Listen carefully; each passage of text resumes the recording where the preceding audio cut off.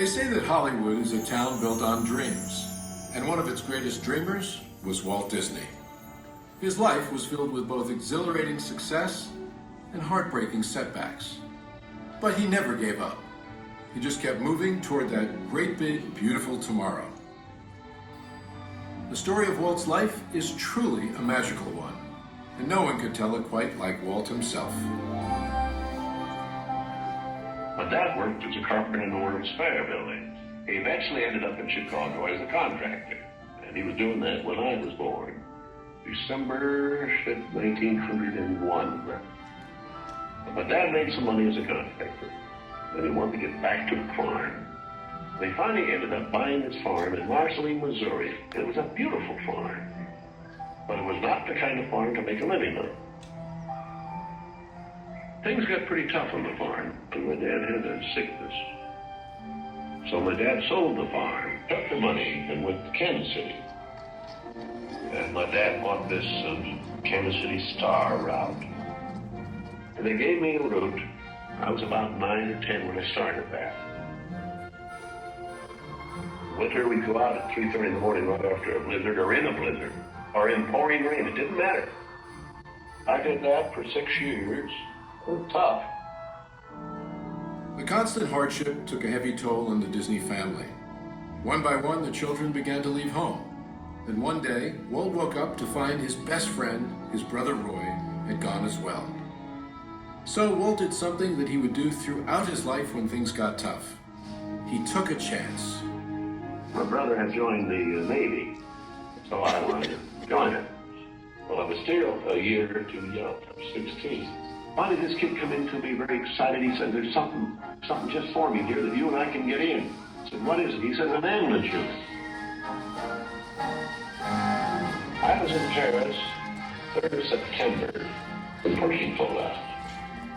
Paris, which had been this exciting thing with all its soldiers and things, suddenly there wasn't a soldier to be seen. And I suddenly became very homesick. So then I went in and put a request in to be discharged. So I hit Chicago. That's where my parents were living. And I said, Dad, I want to be an artist. And my dad, he just couldn't buy that. So I pulled stakes and moved to Kansas City. Roy was in Kansas City working in a bank. One of the fellows working with Roy said, say, I have a couple of friends that have an art shop. So I went up with these samples, and there were all these corny things I'd done in France. Well, my gosh, they hired me. I mean, right on the spot. So I took the camera home, and then I started experimenting on my own there. So then I went into this Kansas City Film Ad Company. So that was where I got started in the animation business. So I was thinking if I had something with a novel to it, I might crack some margin. But I still couldn't get anywhere with it. I'd failed. I learned a lot out of that. And I think it's important to have a good art failure when you're young. So I packed all my worldly goods in a cardboard suitcase. I went to Hollywood, arriving there with just $40 in my pocket from my Kansas City ventures. Now, my brother Roy was already in Los Angeles. Both of us were unemployed. We solved the problem by going into business for ourselves.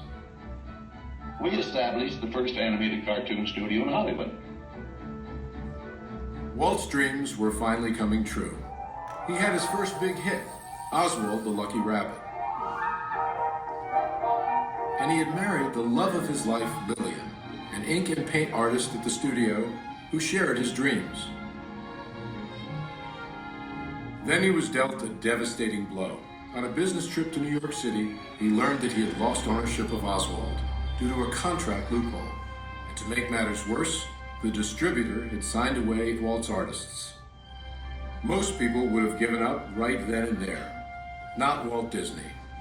He sent a telegram to his brother Roy. Everything okay. And as he headed home to California, something happened along the way that would change things forever. Mickey Mouse came into our life.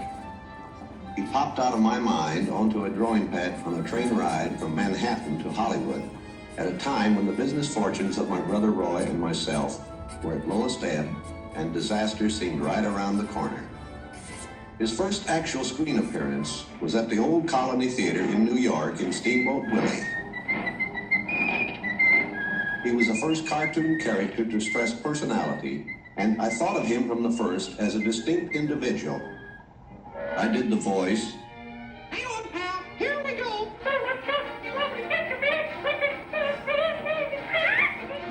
Mickey was simply a little personality assigned to the purposes of laughter.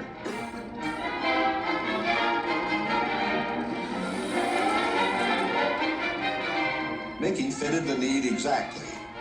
He brought in the money which saved the day.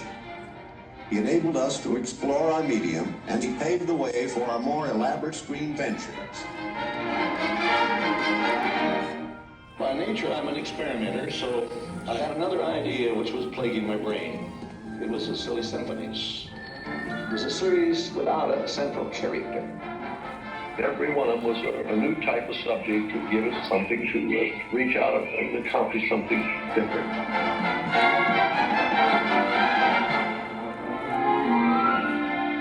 Then we started distributing Mickey Mouse and the Silly Symphonies.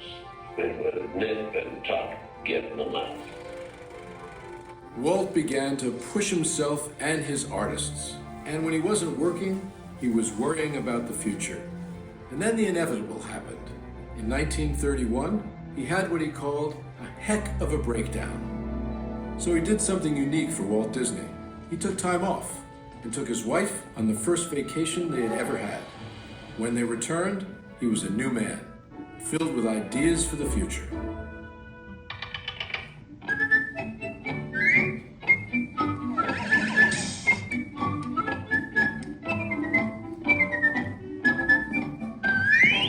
Handwriting on the wall there, because the short subject was just a filler on any program.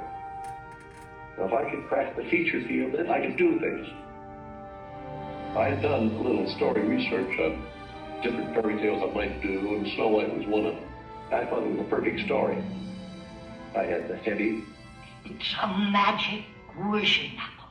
Now, make a wish. I had the prince and the girl, the romance. I had a sympathetic dwarf face. We started Snow White sometime late 35, and it was around 2 years in the making. We had the family fortune, we had everything wrapped up in Snow White.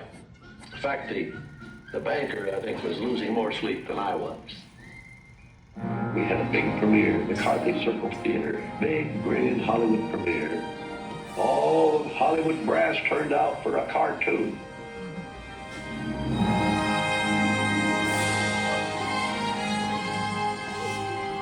The Daddy of Snow White and the Seven Dwarfs is going to be presented this beautiful statue. Isn't it bright and shiny? Oh, it's beautiful. Aren't you proud of it, Mr. Disney? Oh, I'm so proud, I think I'll bust. With the profits of Snow White, I built a studio.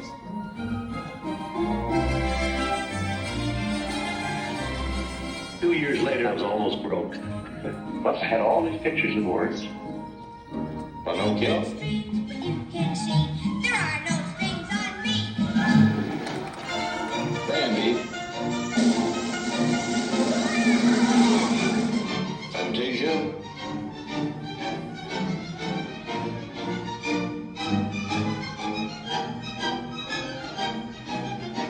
Well, that was when the war came. The whole world was collapsing then. So many of my boys went through the service. So I just practically stopped my feature production. That's all I could do. And after the war, it was quite a problem picking up the pieces. I knew that diversifying of the business would be the salvation of it. So I tried various things. I wanted to go beyond the cartoon. And I thought if I could get into the live end, that there's things I could do. Stand by, engines.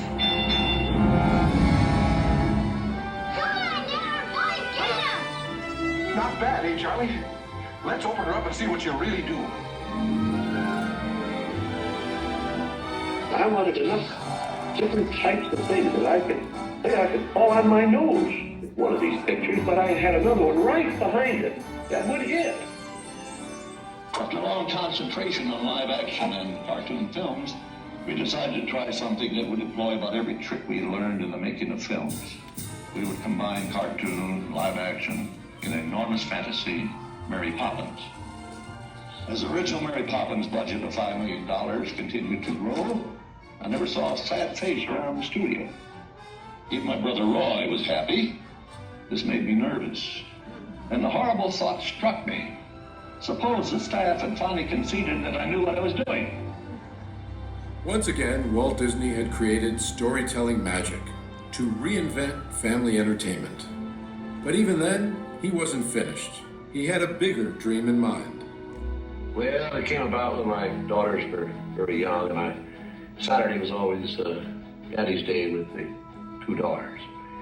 So we'd start out and try to go someplace with, different things, and I would take them to the merry-go-round, and I took them different places, and as I'd sit there while they rode the merry-go-round, did all these things, I felt that there should be something built, some kind of an amusement enterprise built where that the parents and the children could have fun together. So that's how Disneyland started. It takes a lot of money to make these dreams come true. And we had everything mortgaged, including my family. I started with many ideas, threw them away, started all over again. Eventually it evolved into what you see today as Disneyland. But it all started from a daddy with two daughters wondering where he could take them, where he could have a little fun with them too. The park means a lot to me in that something that will never be finished, something that I can keep developing and adding to. Not only can I add things, but even the trees will keep growing. The thing will get more beautiful every year. And I knew that if I did anything like the park, I had to have some kind of a medium like television to let the people know about it. The world is a carousel of color, history, comedy, fantasy. There's drama and mirth, there's old Mother Earth, with all of her secrets to see. The miracle of imagination, the marvels of earth, sea, and sky. These wonders untold are ours to behold in the funny world, the sunny world, the wonderful world of color. And now your host, Walt Disney. Today, I want to share with you some of our ideas for Disney World. Here in Florida, we have something special we never enjoyed at Disneyland, the blessing of size. There's enough land here to hold all the ideas and plans we can possibly imagine. We know what our goals are. We know what we hope to accomplish. And believe me, it's the most exciting and challenging assignment we've ever tackled at Walt Disney Productions. Throughout his storied career, Walt never gave up, despite the many challenges along the way. For his visionary work, he received hundreds of awards from all corners of the globe, more Academy Awards than any individual in history, and the Presidential Medal of Freedom for a lifetime of inspiring others. He created dreams that live on today for millions around the world. But with all of that, when asked to name his greatest reward, Walt's reply was surprisingly humble. Well, my greatest reward, I think, is that I've been able to build this wonderful organization, and also to have the public appreciate and accept what I've done all these years. That is a great reward. But all individuals are different. I had a brother who I really envied because he was a mailman, but he was the one that had all the fun. He had himself a trailer, and he used to go off and go fishing, and he didn't worry about payrolls, that story. He just had picture grocers or anything, and he was the happy one. I always said he's the smart Disney. You know, I was stumped one day when the little boy asked, "Do you draw Mickey Mouse?" And I had to admit I do not draw anymore. "Well, then you think up all the jokes and ideas." "No," I said, "I don't do that." Finally, he looked at me and said, "Mr. Disney, just what do you do?" Well, I said, "Sometimes I think of myself as a little bee. I go from one area of the studio to another and gather pollen and sort of stimulate everybody. I guess that's the job I do." You know, there's a lot of satisfaction in developing ideas into realities, but there's really no secret about our approach. We keep moving forward, opening up new doors, doing new things, because we're curious. And curiosity keeps leading us down new paths. We're always exploring and experimenting. We're interested in doing things that are fun, in bringing pleasure and especially laughter to people.